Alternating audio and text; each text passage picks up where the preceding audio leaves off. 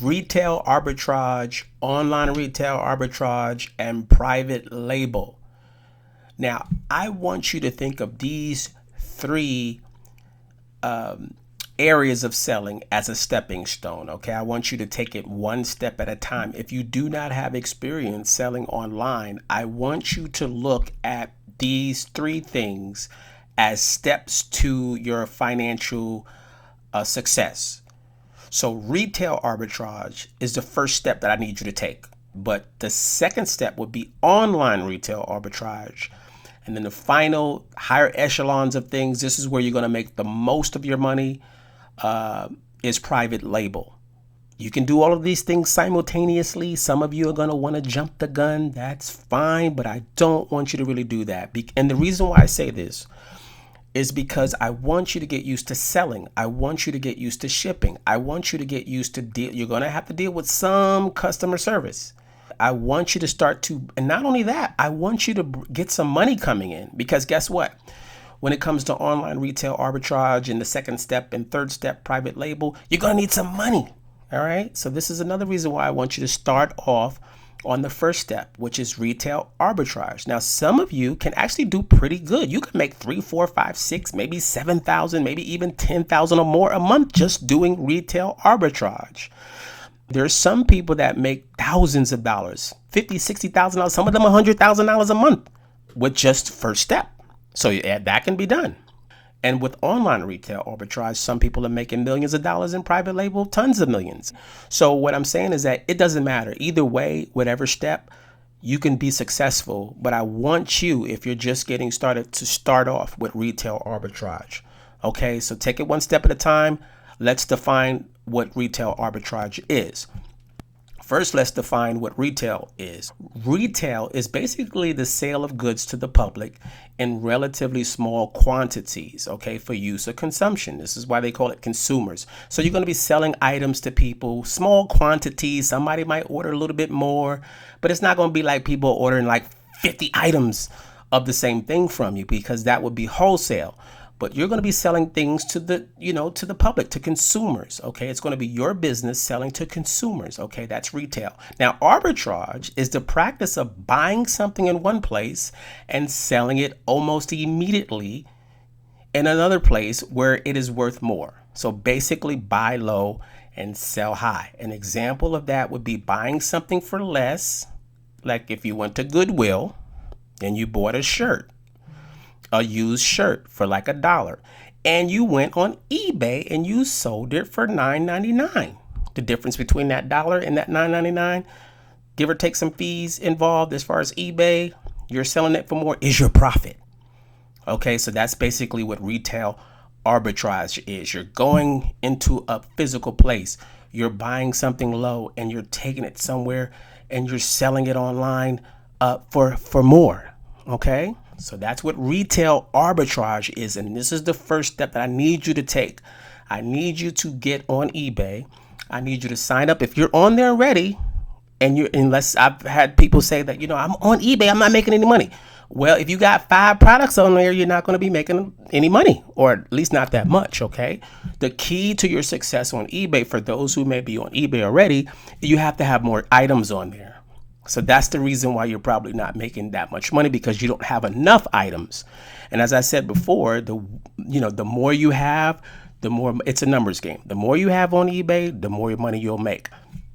But you got to get to a point to where you start getting sales coming in. And when you get your sales coming in, you'll have more money in your pocket to be able to go to the next step.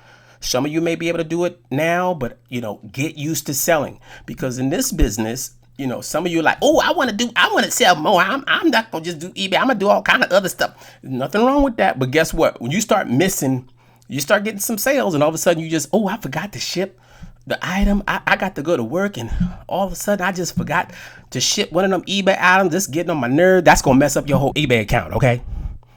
See, because you missing shipments. So this is the reason why I want you to start off slow, so you can see where you're at, see what you like. Some of you guys might just want to, just do retail arbitrage. There's many people that that's all they like to do. is buy low, sell high. They love to go to the Goodwill and Salvation Army and you know, flea markets and stuff. Nothing wrong with that. You can be very successful doing that. But that's what retail arbitrage is. Let's move on. Online retail arbitrage is basically the same thing. It's the same thing as retail arbitrage, except you're doing it online. I shouldn't have to necessarily give you a definition of what online is. It's basically the internet. You're connected to the computer or to buy a computer to one or more other computers or networks as through a commercial electronic information service or the internet. So basically you're on the internet, you're doing it. So when I first got started, I was going to the Goodwill, Salvation Army. I was going to flea markets, garage sales, and I was putting it all on eBay and doing very well. And then after a while, I was like, man, okay, I got to keep doing this. I would sell things. I was doing pretty good, but I didn't feel like going to the flea markets anymore. I didn't feel like going to the garage sales anymore. I wanted to have my Saturdays at home. So what I did was I did the same thing. And I'll have a list of places where you can buy things online. So what I did was I started buying used items, used clothes, used things right there online.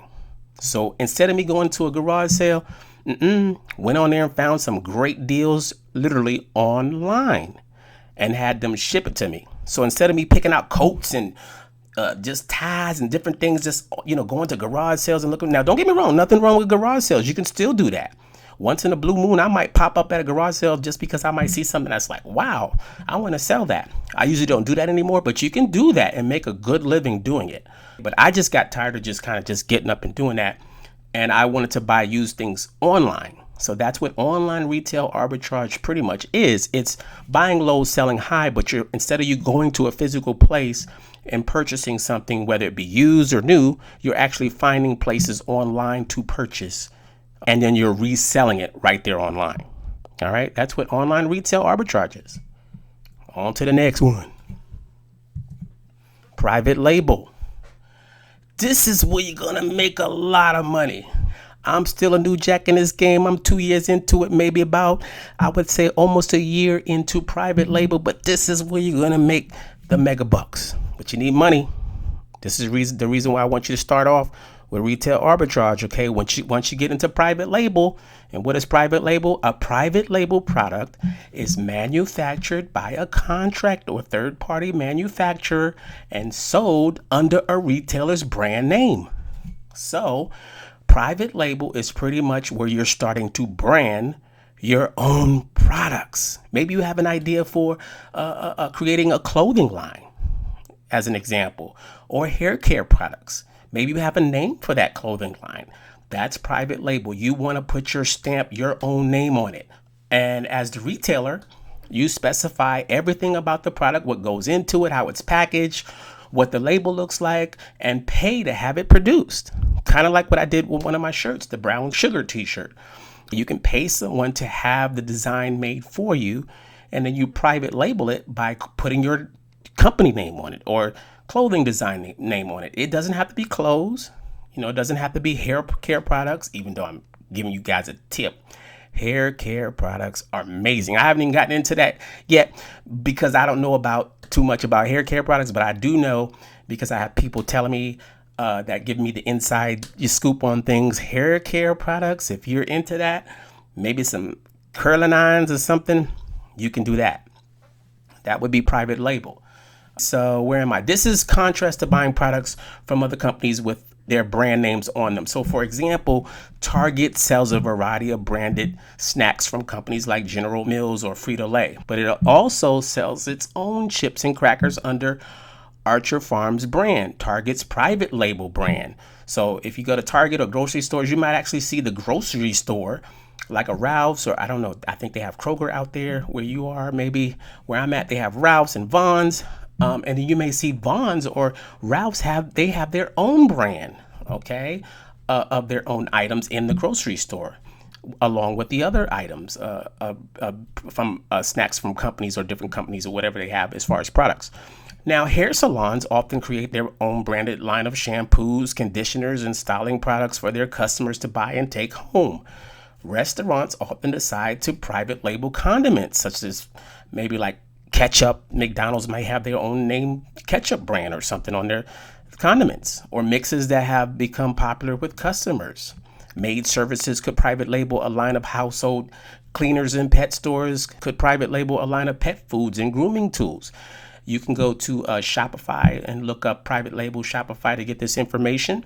But that's pretty much what private label is. Private label is branding your own products, okay, and putting your stamp on it and having someone create your ideas for you and selling something online. Moving on. Hope you learned something.